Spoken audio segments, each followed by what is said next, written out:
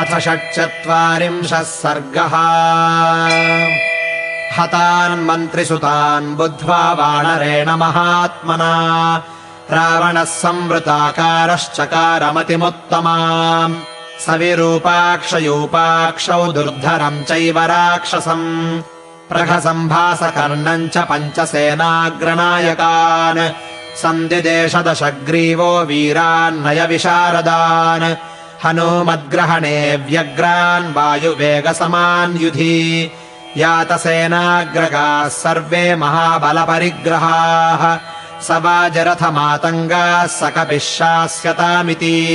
यत्तैश्च खलु भाव्यम् स्यात्तमासाद्यवनालयम् कर्म चापि समाधेयम् देशकालाविरोधितम्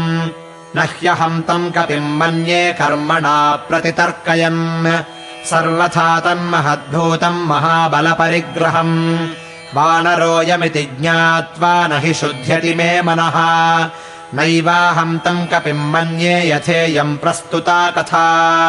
भवेदिन्द्रेण वा सृष्टमस्मदर्थम् तपोबलात् स नागयक्षगन्धर्वदेवासुरमहर्षयः युष्माभिः प्रहितैः सर्वैर्मया सह विनिर्जिताः तैरवश्यम् विधातव्यम् यलीकम् किञ्चिदेव नः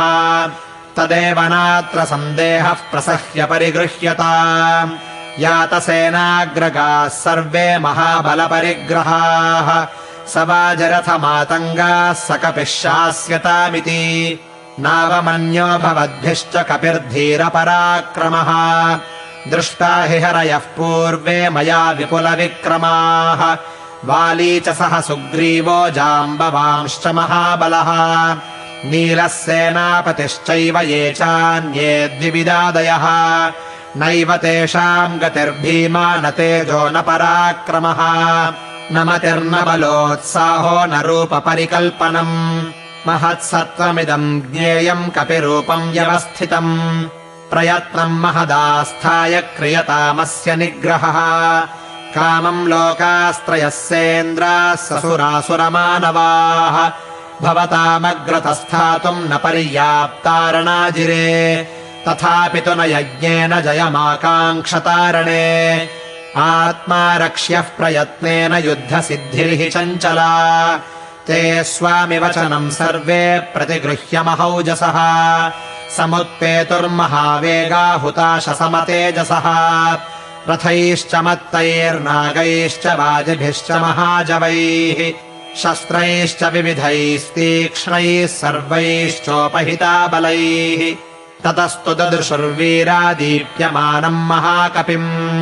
रश्मिमन्तमिवोद्यन्तम् स्वतेजो रश्मिमालिनम् तोरणस्थम् महावेगम् महासत्त्वम् महाबलम् महामतिम् महोत्साहम् महाकायम् महाभुजम् तम् समीक्ष्यैव ते सर्वे दिक्षु सर्वास्वस्थिताः तैस्तैः प्रहरणैर्भीमैरभिपेतुस्ततस्ततः तस्य पञ्चायसास्तीक्ष्णाः सिताः पीतमुखाः शराः शिरस्युत्पलपत्राभा दुर्धरेण निपातिताः सतैः पञ्चभिराविद्धः शरैः शिरसि वानरः उत्पपातनदन् व्योम्नि दिशो दश विनादयन् ततस्तु दुर्धरो वीरः सरथः सज्जकार्मुकः किरञ्छरशतैर्नैकैरभिपेदे महाबलः स कपिर्वारयामास तम् व्योम्नि शरवर्षिणम् वृष्टिमन्तम् पयोदान्ते पयोदमिव मारुतः अर्द्यमानस्ततस्तेन दुर्धरेणानिलात्मजः चकारनिनदम् भूयो व्यवर्धत च वीर्यवान्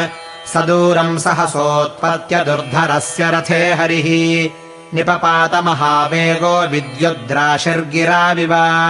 ततः समथिताष्टाश्वम् रथम् भग्नाक्षकूबरम् विहायन्यपतद्भूमौ दुर्धरस्त्यक्तजीवितः तम् विरूपाक्षयूपाक्षौ दृष्ट्वा निपतितम् भुवि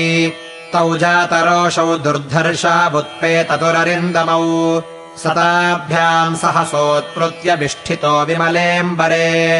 मुद्गराभ्याम् महाबाहुर्वक्षस्य बृहतः कपिः तयोर्वेगवतोर्वेगम् निहत्य स महाबलः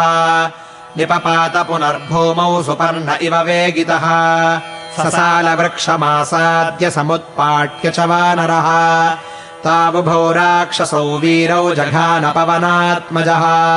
ततस्ताम् स्त्रीन् हताम् ज्ञात्वा वानरेण तरस्विना अभिपेदे महावेगः प्रहस्य प्रघसो बली भासकर्णश्च सङ्क्रुद्धः शूलमादाय वीर्यवान् एकतः कपिशार्दूलम् यशस्विनमवस्थितौ पट्टिशेन शिताग्रेण प्रघसः प्रत्यपोथयत् भासकर्णश्च शूलेन राक्षसः कपिकुञ्जरम् सताभ्याम् विक्षतैर्गात्रैरसृग्दिग्धतनूरुहः अभवद्वानरः क्रुद्धो बालसूर्यसमप्रभः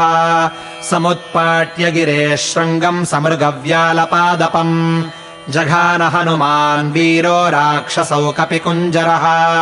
गिरिशृङ्गसु निष्पिष्टौ तिलशस्तौ बभूवतुः ततस्तेष्ववसन्नेषु सेनापतिषु पञ्चसु बलम् तदवशेषम् तु नाशयामास वानरः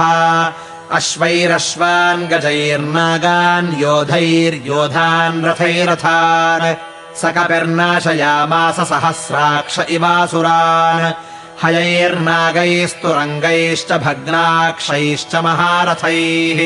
हतैश्च राक्षसैर्भूमिरुद्धमार्गासमन्ततः ततः कपिस्तान् वजिनीपतीन् रणे निहत्य वीरान् सबलान् सवाहनान् तथैव वीरः परिगृह्य तोरणम् कृतक्षणः काल इव प्रजाक्षये इत्यार्षे श्रीमद् रामायणे वाल्मीकीये आदिकाव्ये सुन्दरकाण्डे 46 सर्गः।